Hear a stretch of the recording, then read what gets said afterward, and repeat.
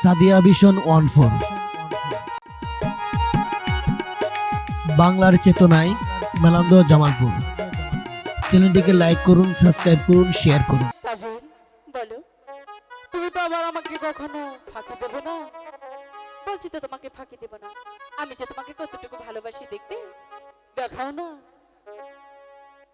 তুমি সখায় আমার বন্ধু লাগো, আচ্ছা আমি সখী লাগি তোমারও প্রিয়া। তুমি সখায় আমার বন্ধু লাগো, আমি সখী